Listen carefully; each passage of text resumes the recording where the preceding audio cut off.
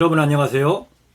일본 정부가 미국 기업의 라이선스를 구입해 일본 국내에서 생산하고 있는 지상 배치형 요격 미사일 패트리엇을 미국에 수출할 계획을 추진하고 있는 가운데 지난 12월 22일 가기에서 지금까지 무기 장비 수출이 제한된 방위 장비 전 3원칙을 드디어 개정을 하게 되었죠.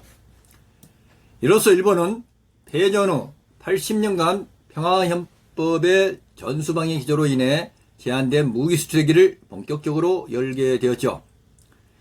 오늘은 이와 관련하여 종전의 무기 수출 3원칙 그리고 방위장비 이전 3원칙으로의 변경, 동 3원칙의 개정 내용에 대해 얘기해보고자 합니다.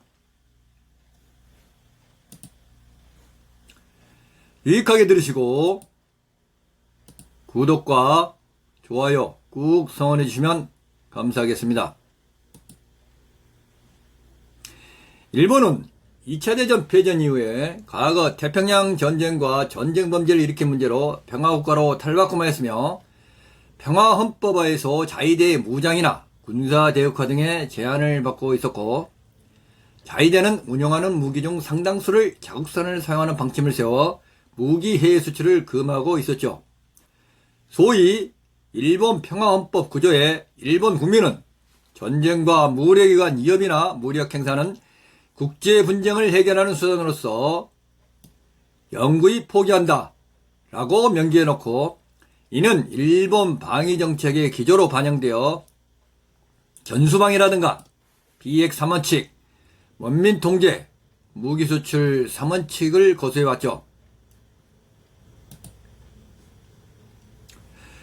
무기수출에 있어서 방위장비 이전 3원칙이라는 용어가 등장하는데요. 앞에 언급한 방위정책 기조상의 무기수출 3원칙에서 출발합니다.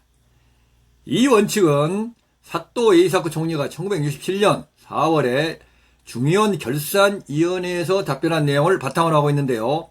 보시는 바와 같이 공산권 국가의 무기를 수출하지 않는다.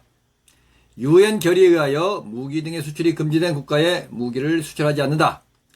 국제 분쟁의 당사국이나 분쟁이 발생할 우려가 있는 국가에 무기를 수출하지 않는다 라는 내용을 포함하고 있죠.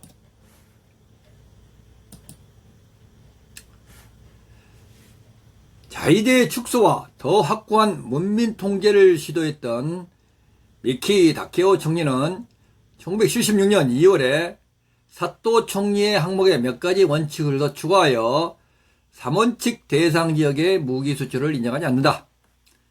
3원칙 대상의 지역에는 헌법과 외환 및 외국무역관리법에 의하여 무기 수출을 자제한다. 무기 제조 관련 경비는 무기에 준하여 처리한다 라고 하였고, 그리고 무기류를 아래와 같이 정의를 하였죠. 군대에서 사용하는 것으로 전투에 직접 쓰이는 것, 그리고 소형화기 등을 탑재하고 사람의 살상이나 무력 투쟁의 수단으로 쓰일 수 있는 호위함, 전투기, 전차 등을 이라고 정의를 하였죠. 그런데 이 원칙을 적용하다 보니까 일본은 자위대의 활동 영역 및 방산 활동의 증가, 미일 동맹의 강화에 따른 각종 협력 등에 있어서 여러 가지 곤란한 문제들과 부딪히게 되었죠. 1981년 1월에는 구통상 간업성 허가를 받지 않고 반제품의 포신을 그대로 한국에 수출한 사건이 소위 호따 하가네 사건이 일어났는데요. 이로 인해서 1981년 3월에 일본 국회에서 무기 수출 문제 등에 관한 결의안이 통과된 적이 있었고요. 1983년 나카소네 내각 당시에는 주일 미군 등 일본과 협조하는 미군에게 무기를 공유하는 문제는 무기 수출 3원칙의 예로 보기로 정리하기도 했죠. 또 2004년에는 일본은 MD 즉 미사일 디펜스 미사일 방어와 관련해서 이듬해까지 미국이 독자 개발한 MD 체제를 도입할 예정이었는데 주변국의 강한 반대로 난간에 부딪히자 2005년 고이즈미 주니치로 당시 일본 총리는 탄도미사일의 경우에는 무기수출 3원칙에서 제한다고 발표하기도 했죠. 이러한 문제들이 계속 수면 위에 부상이 되자 일본 정부는 무기 수출 3원칙을 재검토하게 되었죠. 일본의 국제사회 기여도를 높인다는 이유로 민주당 하토야마 유키오 내각은 개발도상국 등을 위한 무기 판매 가능 여부 등을 검토하자고 제안했고, 우여곡절 끝에 2011년 12월 27일에 노다 내각은 관방장관의 명의로 3원칙에 변화를 주었죠. 즉, 평화공원 국제협력에 따른 사안은 방어장비 해전을 가능케 한다.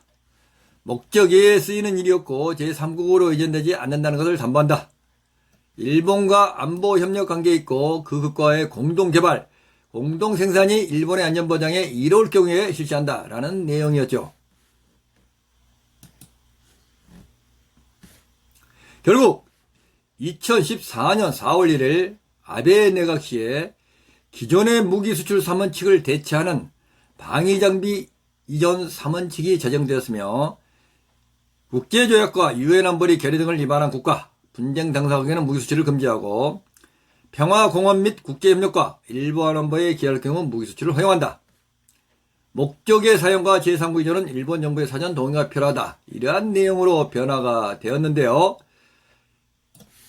이러한 새로운 방위장비 이전 3원칙의 내용에는 기존의 공산권과 분쟁이 우려되는 국가라는 표현이 제거되면서 실질적으로 수출 제한을 폐지한 것이 아니냐는 우려를 자아내기도 하였죠.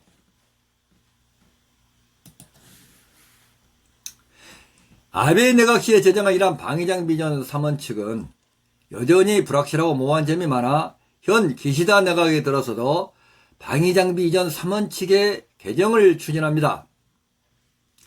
기시다는 금년 4월 26일 방위장비의 해전은 인도 태평양 지역의 평화 안정을 위해 일본의 바람직한 안보 환경을 조성하고 국제법에 위반되는 침략을 받고 있는 국가를 지원하기 위한 중요한 정책적 수단이라고 호소하며, 방위산업은 국방력 그 자체이며 기반 강화가 시급하다. 지속 가능한 방위산업 구축을 추진하겠다고 강조를 하였죠. 지난 12월 20일 동아일보는 1. 자국 생산 패트리엇 미국 수출 계획 방위장비 3원칙 개정이라는 제목으로 일본이 방위장비 이전 3원칙의 운영 지침을 개정하며 미국으로부터의 패트리엇 수출을 위해 12월 22일 이 원칙의 지침을 개정하는 회의를 열 예정이라고 보도를 하였죠.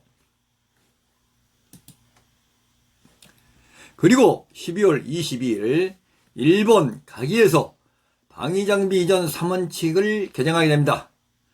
참고로 작년 12월 16일 강의에서 일본 자위대의 발본적 개혁을 위한 일본 국가 방위전력의 수정과 반격 능력을 갖춘 자위대 전력 증강 계획인 신방위력 정비 계획을 결정한 지 딱 1년이 되는 시점이네요. 이어 다음 영상에서 이번에 개정된 방위장비 이전 3원칙의 구체적인 내용을 알아보고자 합니다. 개정된 방위장비 이전 3원칙 전문의 내용을 일본어 원본과 한글 번역본으로 소개해 드릴 텐데요. 설명을 위해 일본 가기에서 결정한 원본 내용을 몇 개의 파트로 나누어 기시다 총리가 발표하고 이어 제가 순차 통역하는 형식으로 영상을 제작하였습니다. 시청해 주셔서 감사드리고 계속 시청해 주시기 바랍니다.